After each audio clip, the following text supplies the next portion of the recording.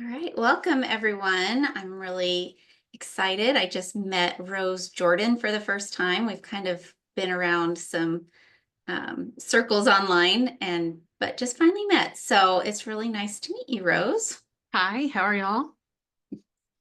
Yeah, we're great to it's great to have you here. And today we're going to talk about taking your readers into a relationship in your online writing platform. But before we do that, tell us a little bit about yourself and your writing, where you live, all the fun details. Well, I am in my writing life. We'll get to my writing life in a second. I'm going to share first. I am also the director of tourism for my town. So that's my Oh, full-time gig. So that's important because a lot of times the things that we'll talk about know that I have the lens of, I get it, we're busy and fitting in one more thing. So just want you to be aware. I understand that because I totally wear that hat. Over the next 3 months, I have 5 travel shows from Canada to, Dallas and Denver. So it's going to be crazy. But aside from that, in my writing life, I have been writing under the banner of Beneath the Fig Tree since 2016, 2017. And it actually started out as a workshop that I did, an online intensive where I took women through an 8-week sort of course. And then that message has continued. I've served them through that message.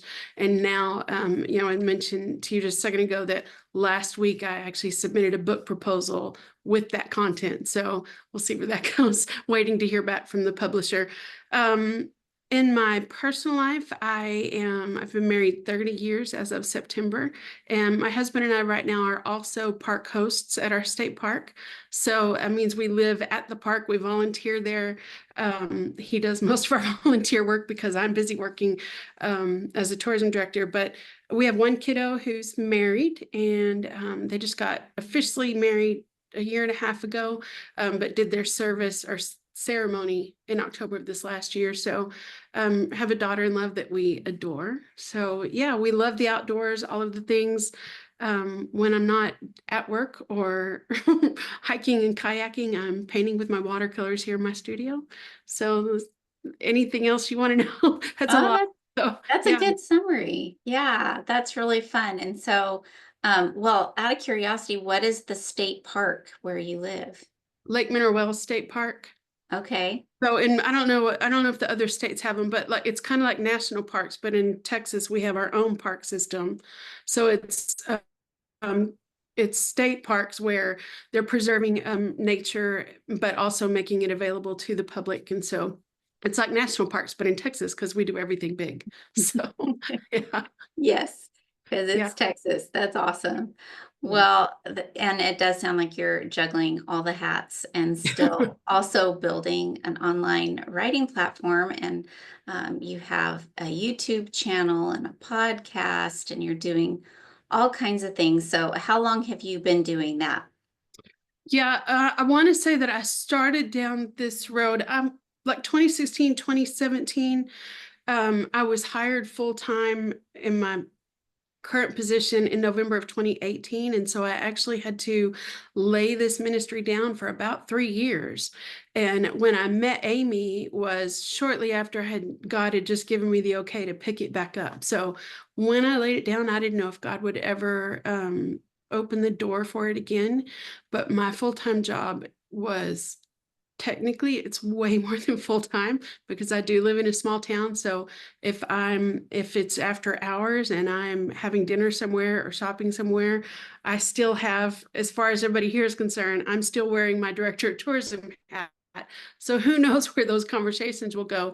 But it ended up being a much bigger job than I realized. And it took me a couple of years to just get into it. But after about 3 years of that, I just felt like Holy Spirit said, okay, it's time to go. And so I had just kind of started picking it back up. So I started in 2016, 2017, laid it down for about 3 years from 2018 to 2021, and then kind of picked back up. So, Wow. Yeah, that's a lot. That's a lot. And life does that. oh yeah, does And it it's ever? hard to juggle all the things that we want to do. But That's great that you're back in it and kind of figuring out how to balance all of that. So, we wanted to talk with you today a little bit about like how to move our readers into more of a intimate friendship relationship, right? And so, have you found that is that something that I mean, as a director of tourism, you're dealing with people, you're probably very comfortable and enjoy being with people. So, was that something that just kind of um, you just did the whole time and realized, hey, like this looks a little different for me because of my background in tourism and working with people. Yeah, so I came to tourism with my background with Fig Tree. In fact, that's part of where the experience that I had with marketing and things for Fig Tree is part of what moved me into this. Now, as far as being with people, um, to be totally honest and transparent, in my natural habitat, my tendency is introverted.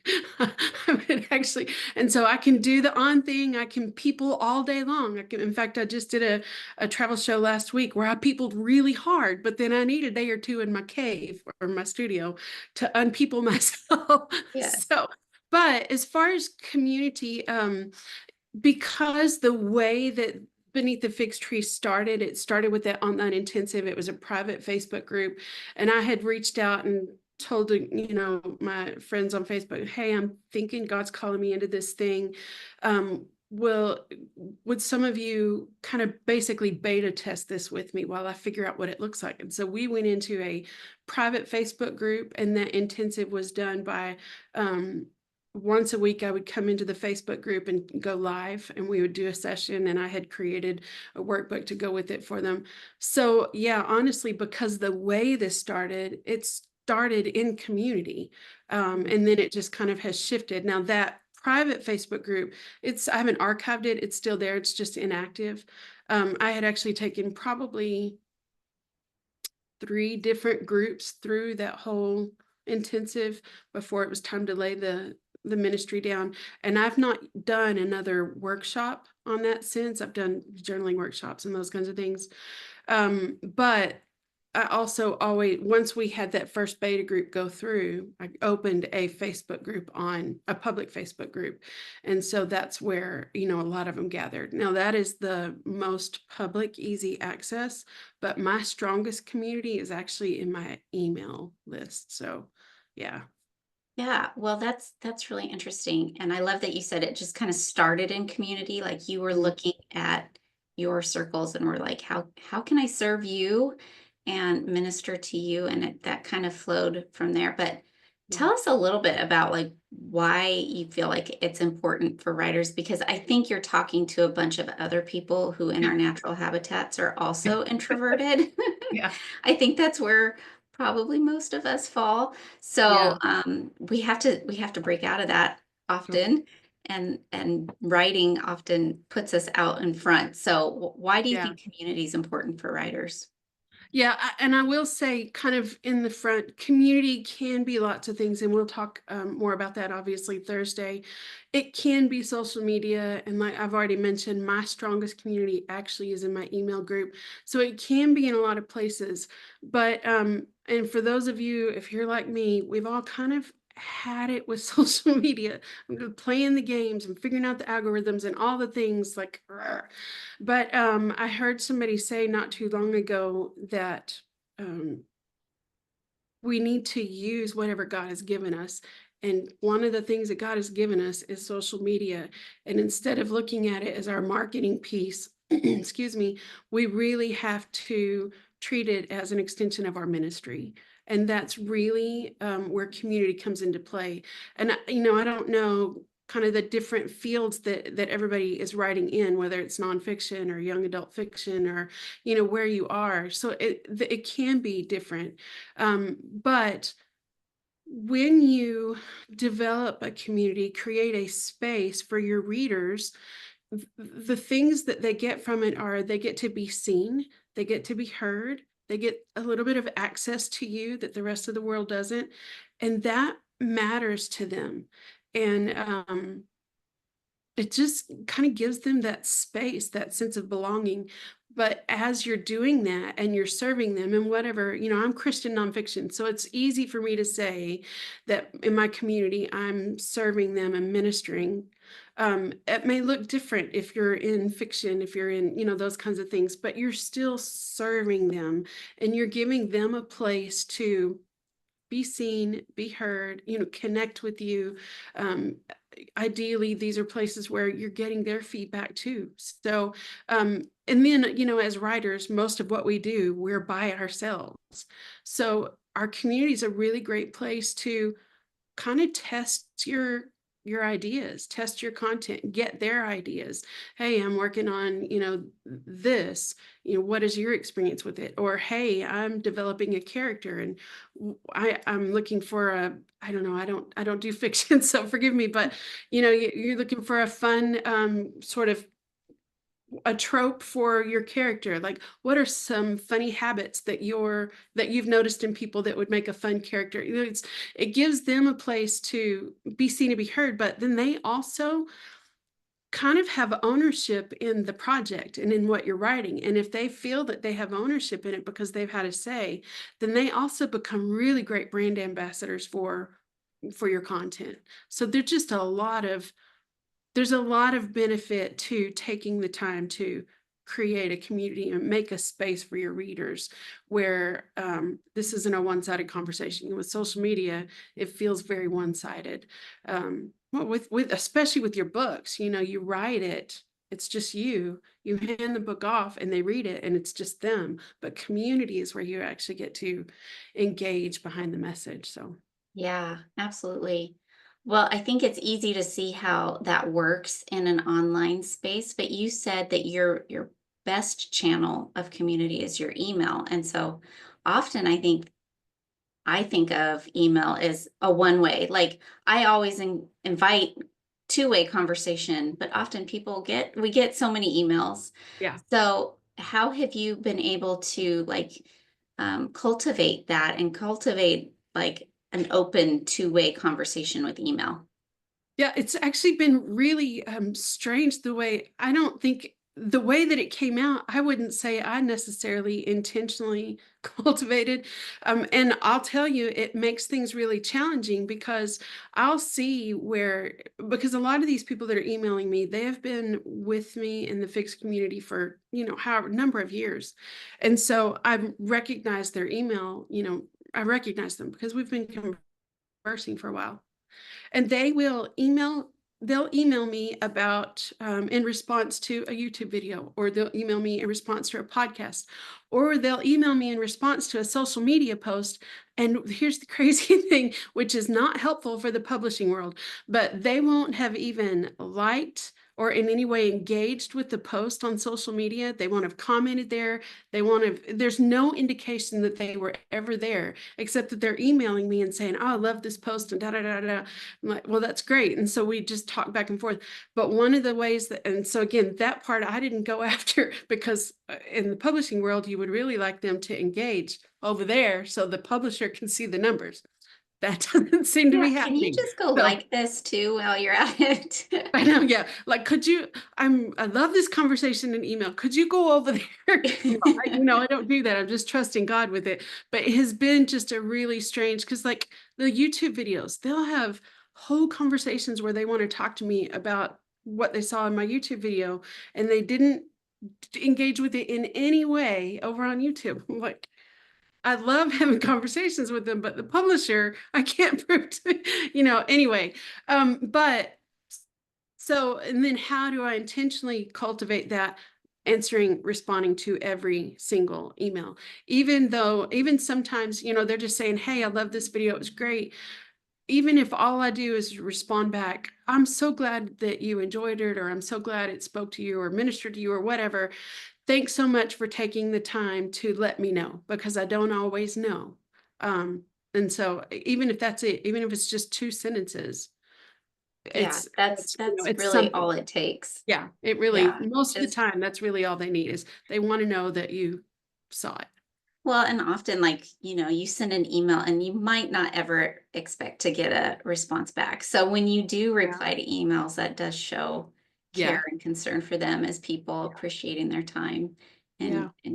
and doing that. So, well, I know that you've mentioned, like, and I think you're going to talk about this on Thursday when you do your solo teaching for us, but you've talked a lot about a tribe identity. And so I think we know what that means. But as writers, how can we create that? How does that happen Yeah. without being, um, I don't know, you don't want to like force that upon Yeah. people, but it be to have it evolve organically. Yeah. So the kind of the tribe identity, it can have a formal name. It doesn't have to. But how many times you think about the groups that you're involved in, or the different just kind of the different avenues where you engage with people, and so you'll find that they'll sign off, hey, they'll say, hey, besties, or they'll sign off with besties, or they'll say, hey, whatever, the collective, the whatever you are. There's just something about that sense of belonging. Now, mine came easy, but I didn't pick it. So beneath the fig tree is the ministry that I'm, my banner.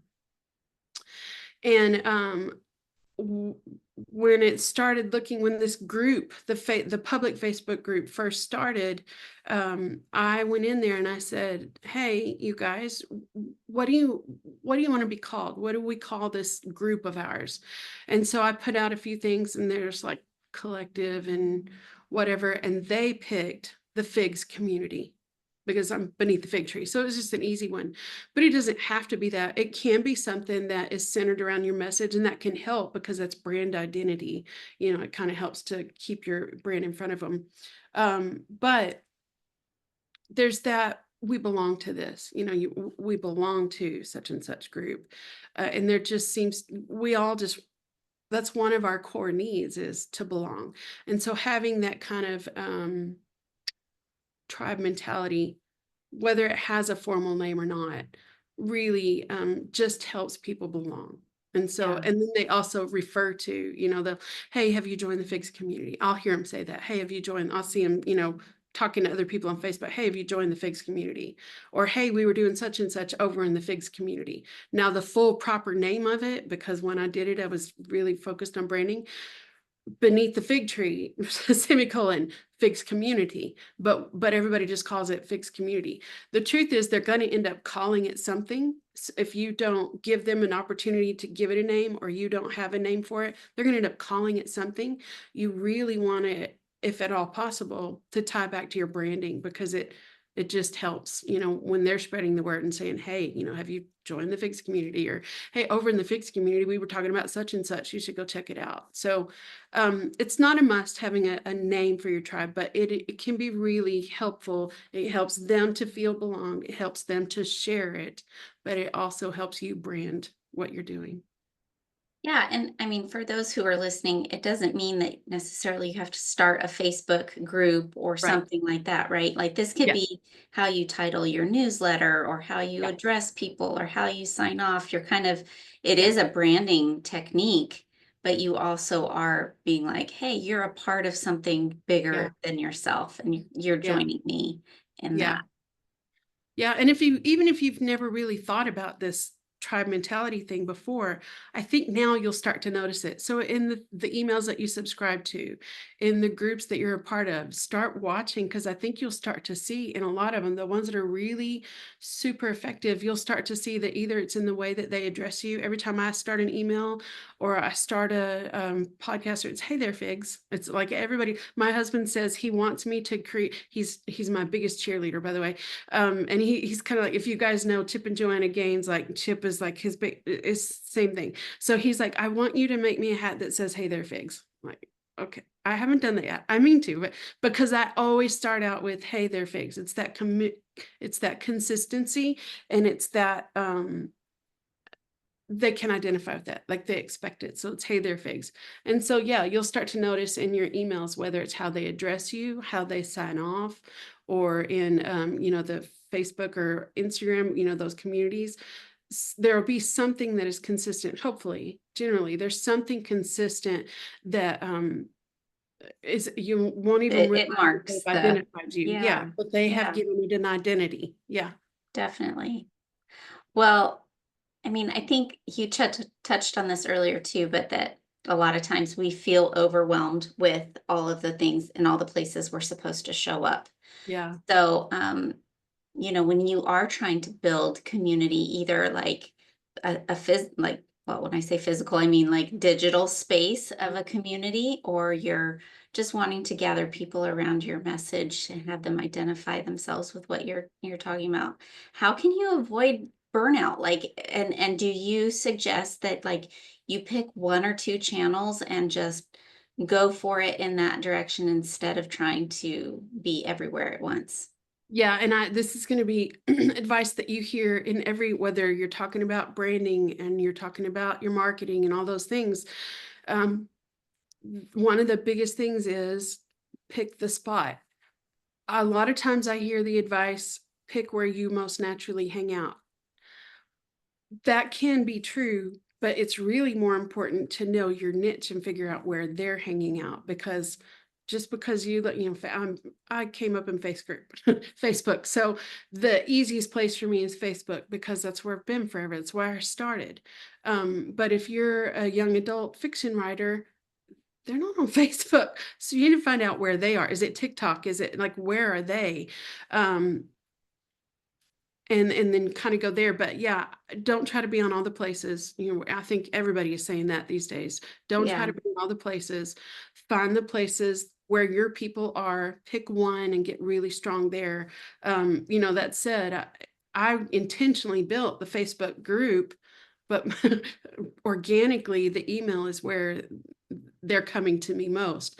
But keep it simple, play to your strengths. um, don't try to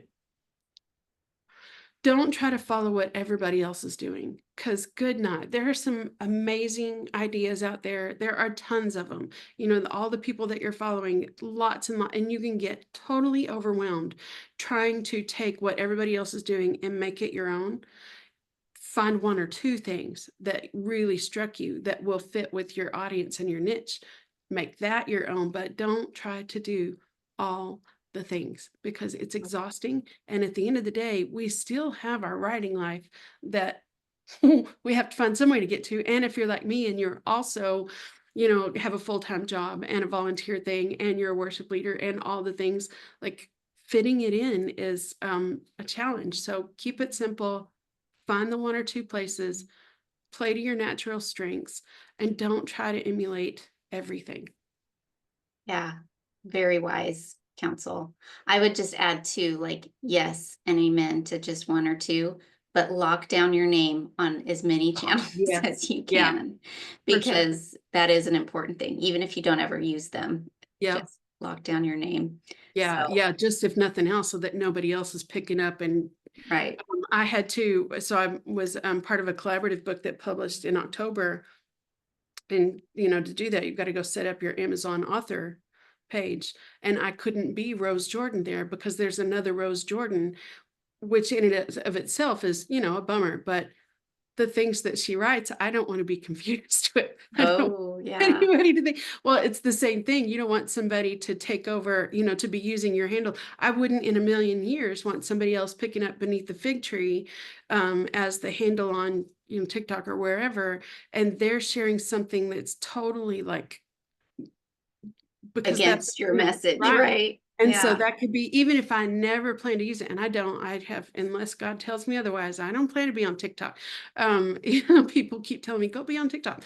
But I don't want anybody else running with a totally different weird message over there that's outside, because it's confusing. So yeah, absolutely. yeah, Yeah. So when we're talking about like this sense of community and identity with our message that we're doing, like what are some other ways outside of just maybe a Facebook group yeah. or something like that? What are like maybe even some in-person things that you've done that you Yeah.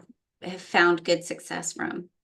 So I do a couple of, in fact, I'll be teaching sometime in March. I do some in-person workshops where the one that I've been doing the most the last couple of years is an in-person journaling workshop. That is a piece of my message.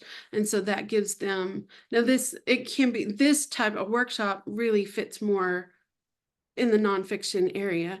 But as you're hearing these different ideas, think about what fits your group. But also, I've actually done in the early days with Fig Tree, I actually organized a meetup. We call them Fix Meetup, where out at the state park, I wasn't even living there yet, but out at the state park, we rented one of the campsites so that we could just set up, have a campfire, and just sit out and talk. It ended up being too hot to go for a hike. That was our plan, but we were able to just, everybody brought their camp chairs. We just sat around and chatted for a couple of hours. Cost me Hmm. $13 to rent the campsite. That was it. And we just sat around and chatted. And that was a face-to-face, because now they get to actually meet you and they actually get to have a conversation with you. And it's a weird phenomenon, but they actually like to be able to say they got to spend time with you. And so there may be pictures and those kinds of things. And as weird as that is, it's also good for, it helps to carry our message or carry our branding too. Coffee meetups are super easy. And this is going to be, we'll talk more about, how do you figure out what those in-person opportunities are? Book signings, obviously, but anywhere that they can actually engage with you. And so we want to think about what your niche is and how, what kind of the natural spaces are for them. But yeah, I mean, I've done lots of just workshops. I'm planning to do a retreat in the next year. Um, just any way that you can get together. Book signings are great. Just little coffee gatherings are great. Um, just lots of, whatever. It really is figuring out who your people are and what they like to do. But then finding those opportunities doesn't have to cost anything. I mean, it's $13 to rent the Yeah, that's campsite, or one time it was a cup of coffee. I went in ahead of time and purchased. I don't know. I said anybody that uses this card, I'm paying for. So I mean, I think that cost me, I don't know, $50, $60 for you to give a whole group of people coffee where we just sit and chat. So it doesn't mm, have to be that's a anything good big. idea. Yeah. Yeah, I love that.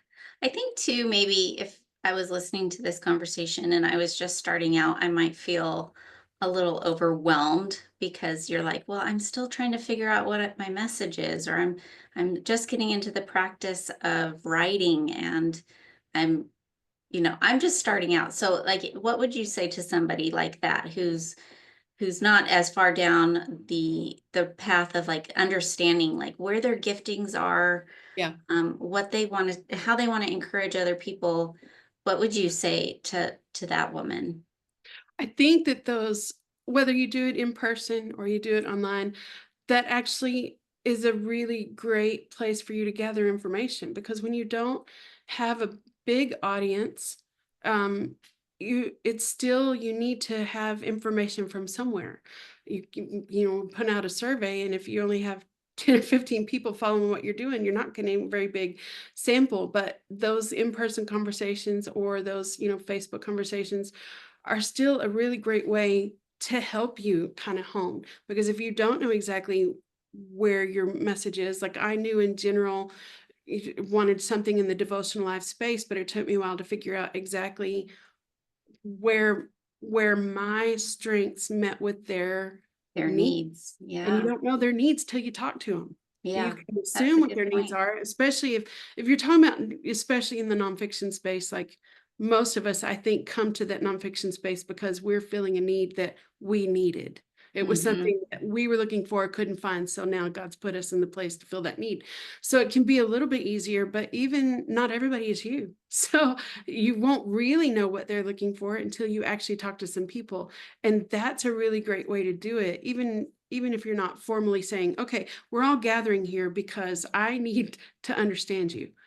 Yes, that's what you're doing. But there are ways to do that in natural conversation. But that kind of opens a door to help you hone yourself and figure out, where does your strength and your understanding and your gifting, where does that meet with the need of the people that you're Yeah. I love writing? that because it can be like covert market research a little bit, right? Like they don't need That's to exactly what it know that is. you're watching their every move and trying to figure out what makes them tick. But Yeah. that is kind of a side Yeah. benefit. So tell us a little bit about what you're going to do on Thursday.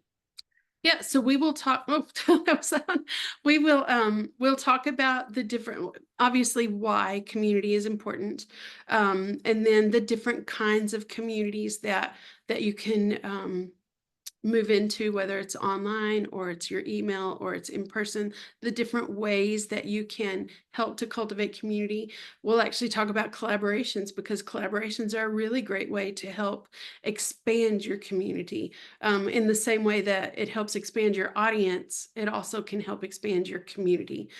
So we'll talk about that, and we will. I'm kind of a last minute thought was the other day I added in. We'll actually talk about how to use ChatGPT, my friend ChatGPT, to help us because he can actually help you brainstorm. And I'm going to give you a whole printout of um, prompts that you can use to help you go in, and you can say, type this in and put your niche, and then he'll help you with, he's my friend. He's he, in case you didn't know. Named him, apparently. That's a he. Yes. Yes, he's my friend.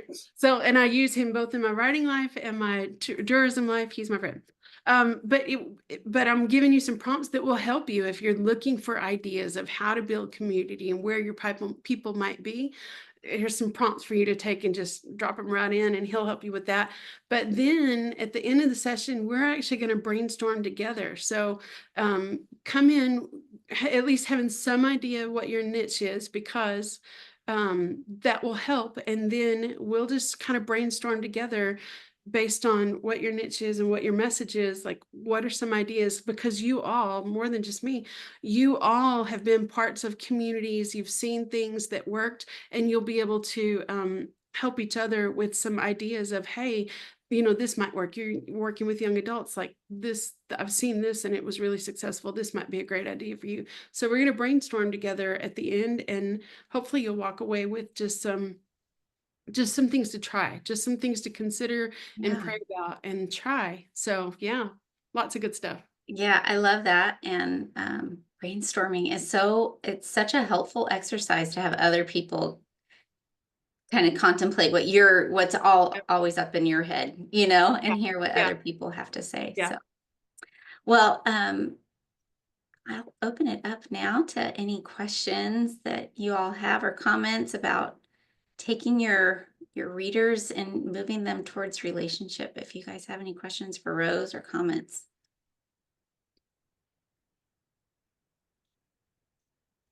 I should So probably just, Rose, most of my email subscribers I kind of had before I really solidified my niche of what I'm writing about. So how do I keep them interested even if they don't specifically relate to what I write about? I would actually, in the place that you're writing now, is it unique to this project, or is it your niche and your direction that you will probably stay with? Yeah, this is something, this is my nonfiction writing. I write about grace for the perfectionist, Okay. basically. But a lot of my email list just started following me because they either knew me or knew that I had written a memoir and had read Yeah. it, that kind of thing. But bless them, they're staying with me, even though I'm writing more specifically, for the most part, about perfectionism. And not all of them, that's not everybody's struggle, but Yeah. grace, I feel like, is a common thing. But Grace, yeah. Okay. My yeah. concern there was, for example, when you first started writing, was it kids' books, and now it's, something totally different? In that case, I would question whether you actually want to focus on keeping all of that audience, because they may not necessarily. But in this case, it sounds like it's a pretty, like, the audience is still pretty, my brain just Like a jumped out, but broad, just say, broad appeal. yeah, well, I mean, like the same, like the audience is still, it's not totally different Right. niches They that you can would be in. still So pull that was good. something from what Yeah. I'm writing. Yeah. And it's not always, not every piece is about perfectionism. It's more Right. about general God's grace and in our Yeah. daily lives and stuff. Yeah. So a couple of things, and I have, over the last, since I picked this all back up in, I don't know, 2021, 22, I have actually been evolving what my emails look like. And I did a survey, I don't know, last fall. And I just said, hey, you guys, I was doing some research for the book, for the proposal.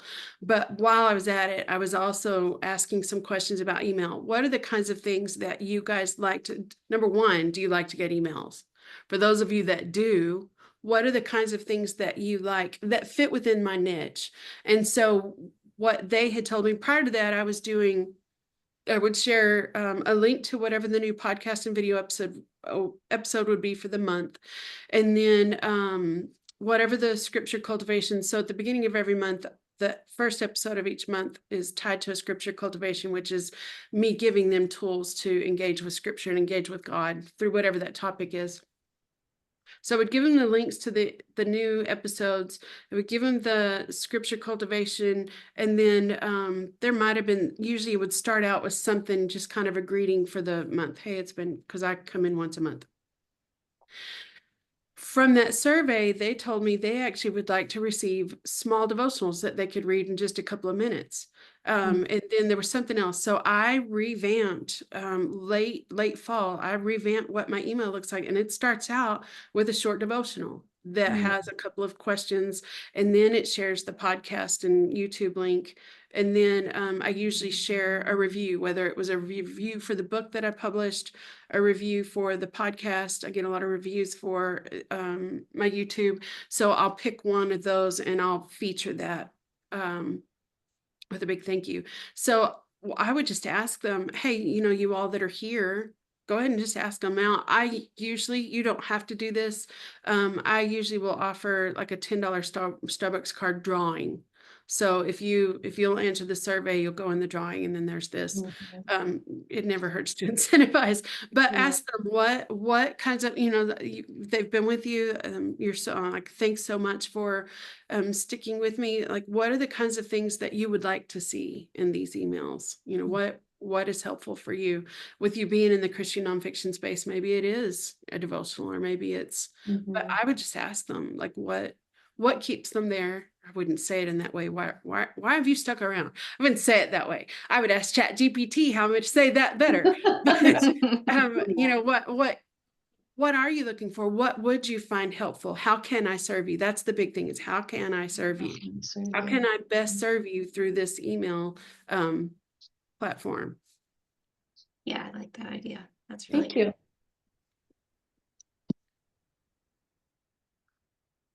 you. Any other thoughts?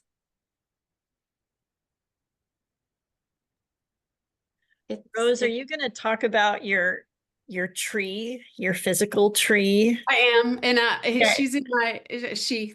The tree is a she. Nothing is inanimate in my life. It's all. It's all. I will. Yeah. It is. I'm looking over there because it's right there. And some of the slides, you'll see pictures of it. She's really big, so I probably won't move her over here behind me, but there are some pictures of it in the slides. So we'll talk a little bit about it. But it has been, what she's talking about is because fig tree, my icon is just a sort of a pencil, really simple swirly tree. And when I started Fig Tree, the first round, one of the things that I did, and I love to paint with watercolor. So one of the things that I did was I painted some watercolor hearts, and then I ran them through a copier. So I had a bunch, so I'm not painting a bajillion little watercolor hearts, but they're, not super big. And every time somebody joined the Facebook group, because it's with email, I don't ask for their name. So I don't always know what their name is, and I'm not writing out these weird email addresses. But if they join the Figs Community Facebook group, I will write their name on one of my little hearts, and then those hearts become leaves on my fig tree. Now, the first one was a 40 by 30 canvas that I just painted the tree on and attached their hearts. Now it's double that. I threw the old one away because I didn't know I was going to get to come back to Fig Tree, and we moved into an RV to be Park Coast. But when I started Fig Tree again, a few years ago, God said, you need to expand your tent pegs. And so I understood that to mean I needed a bigger canvas. So now I have two 40 by 30 canvases, and it's actually taller than me, the tree. That it's much, much bigger. And so I put them on there. The reason for that is it helps me to remember that these are the people, they're actual people. It's not just numbers on Facebook.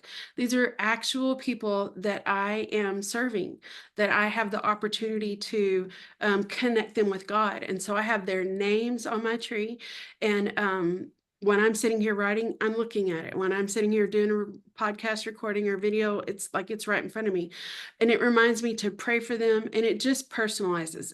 But they all know it too. At one point, I was like, oh, they might like to know that they're on my tree. And so whenever I do, I'll do a video just kind of shows the update, or I'll pick a section of the tree, take a quick picture, and then put it on the Facebook group. And then I'll actually tag each one that's within that section. I'll tag them and say, I'm praying for you today, and maybe whatever, God's laid on my heart for them. And they love that. Like, I did it for me, just to help me remember that I'm actually serving real people and not just this random Facebook thing. But they love that because they know they're being prayed for, that I saw them, that they actually belong. And so that's what Amy's talking about. That is so beautiful. I love that idea. It's such a great thing. And I can see why people would stick around for that, because they feel known and seen. So I love that idea. That's beautiful. Who knew your brand could be so versatile, right? Like Oh, yeah. that's awesome. Yeah.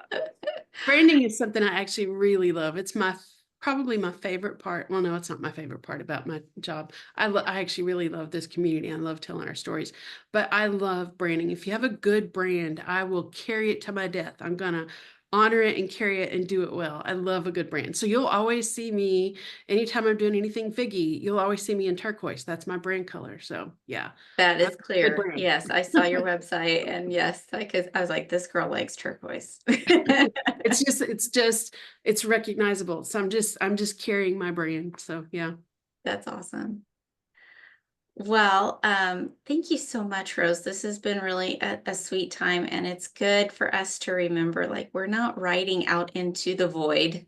There are real people we want to connect with and serve with our words. So this has been really sweet, and I hope you guys will all join us on Thursday, and if not, by recording. Yeah. All right. Well, Wait. thank you. Well, oh, before we go, Rose, tell us all the places where we can Oh, yeah. follow you. Beneath the Fig Tree everywhere. So Instagram, Facebook, YouTube, Pinterest. And then my website is beneaththefigtree.org. So it's pretty easy. Everywhere I'm Beneath the Fig Tree. I have a personal Facebook page. But as far as the ministry work, it's all Beneath the Fig Tree. All right. That's awesome. All right. Well, thank you guys all so much, and we'll see you again on Thursday. Bye all. Thanks. Thanks, Rose.